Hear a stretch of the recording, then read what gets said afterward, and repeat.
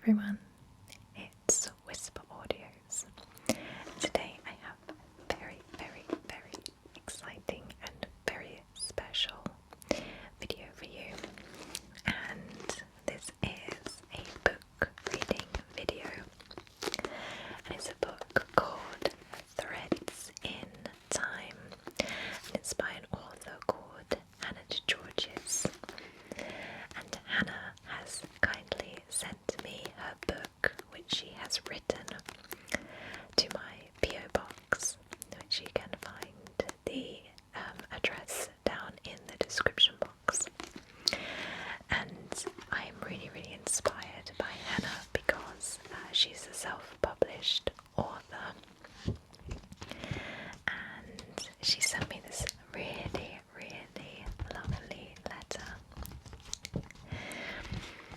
which I'm going to read to you, and we are also going to be reading a little bit of the book as well. And Hannah has kindly given me permission to read her book to you today, and you can buy this online if you are interested, and I will link the place where you can buy it down in the description. So her letter goes like this. Dear WhisperAudios, I hope this finds you well. My name is Hannah De Giorgis, and I have been one of your subscribers, viewers for years now. First of all, thank you so much for the time and energy you put into your videos. As someone who struggles with insomnia, they've really helped me unwind before going to sleep, and of course given me lots of tingles. My favourites are probably your monthly favourites, and you've opened my eyes to a few awesome new bands. Yes, FM84 are now a frequent feature on my Spotify. As a token of my thanks, and since I've glimpsed the kind of books that seem to intrigue you from previous videos, I'm sending you a copy of my debut novel, Threads in Time. It's a dystopian sci-fi novel which I think will be your cup of tea. Very accurate, based on a previous video where you talk about your favourite books. 1984 happens to be one of my all-time favourites too, by the way. You also mention Ready Player One in other videos, and funnily enough, my husband said Threads in Time reminded him of Ready Player One in terms of its pace. And there's a bunch of other things that she says, but that's like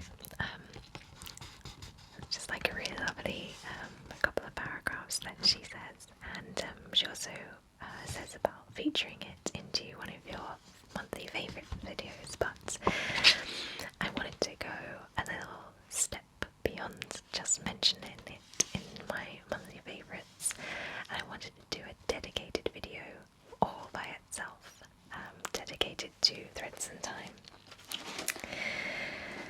So it is nice sounds with it first, because I love the sound of books.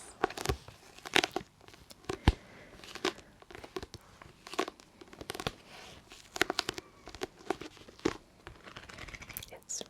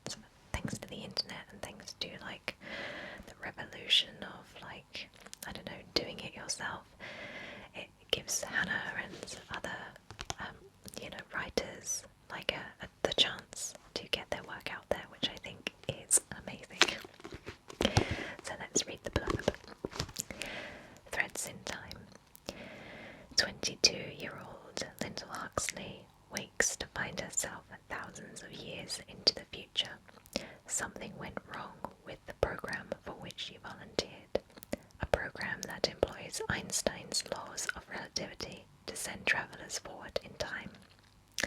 The ruins overrun by green woodland in which she wakes are a far cry from the unbanished world she left behind in the 2200s. 2200. Lyndall embarks upon a journey that will leave her questioning her very identity. She must choose between the new life that beckons and the old life from which, even thousands of years later, she cannot escape. She will discover that the mission was never about sending people into the future. Much more is at stake.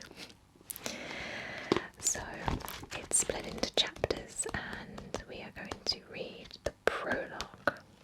And she's kindly signed it for me here, which I think is lovely. Alright, here we go. So this is the prologue. Just whet your appetite. I used to wonder where we go when we die. That is, if we go anywhere. And so I used to wonder whether there's a life beyond what we can see, beyond an ever-fleeting present. This is it, Mr. Brinkin used to tell us in biology class. This is all there is. There is nothing else, no heaven, no hell. We're the result of a coincidental collision of atoms, and that's all. Back then, my response was, but that can't be. There must be more than this. I was told I was just a naive 13-year-old.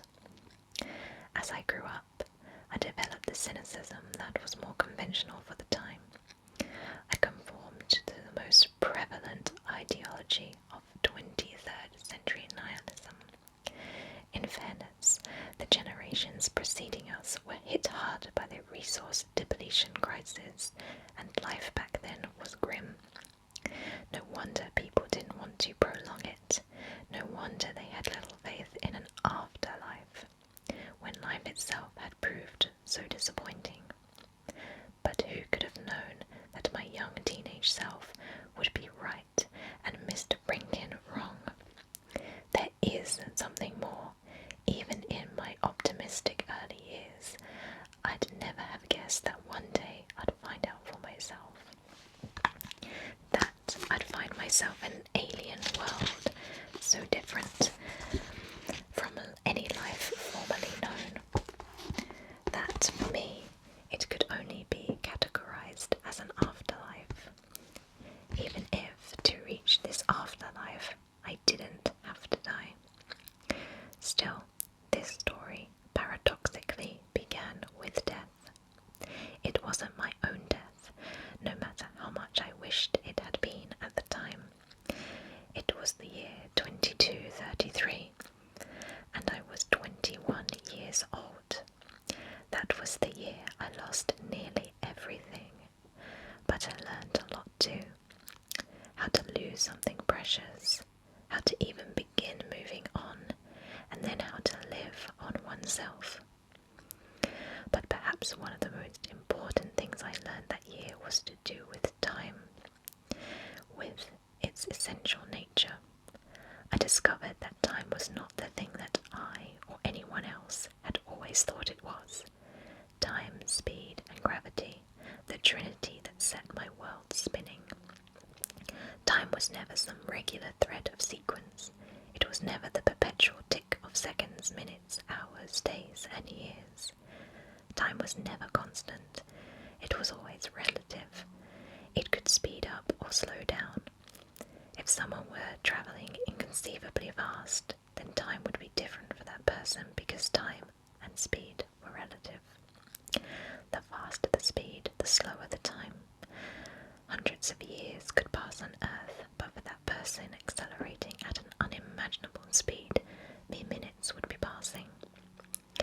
It seemed unfathomable to me back then that time could flex so much that a minute to one person might be a century to another. All of this was one man, Albert Einstein's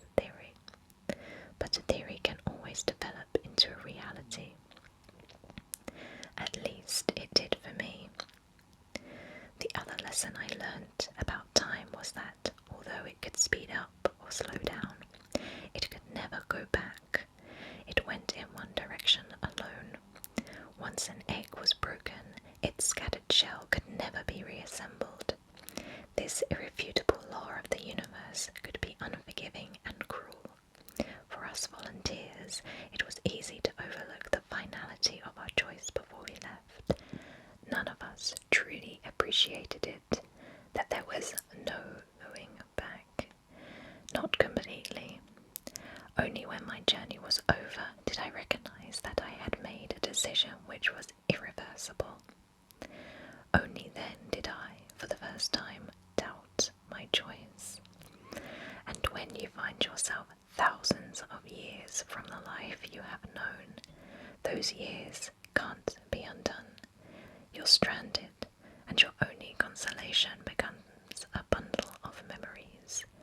But those with whom you share these memories are gone forever.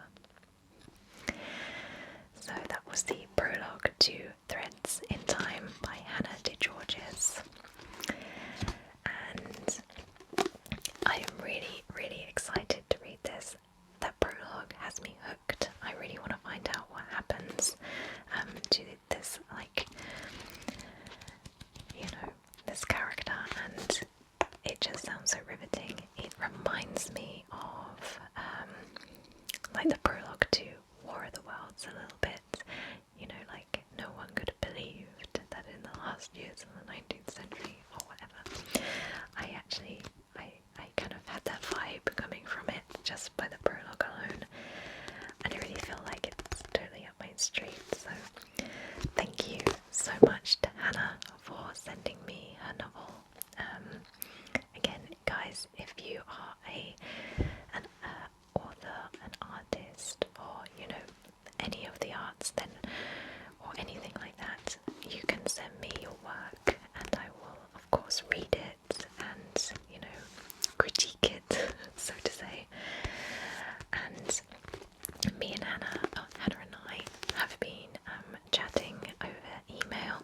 I emailed her right away, and I should tell you, or should I? No, I should. I've actually invited Hannah over to my studio for a real life ASMR in session, like ASMR session with me at the studio, and I'm going to record it for you guys.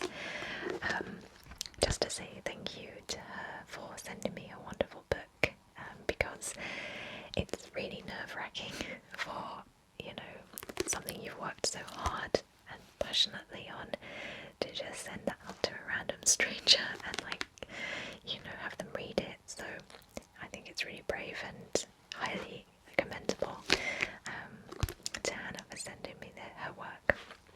And please, please, please, guys, go and check it out. Maybe we could do like a little book club or something like that. And maybe when I have read it, I can check in back with you guys to see if any of you have read it as well. And we can do what were your favourite bits and what did you think of it and stuff like that. Maybe we can do a live video where we talk about it as well. How about that? So thank you so much to Hannah for sending me her book, and thank you guys for watching. I hope you have enjoyed it. So until next time, take care, and I will see you very soon.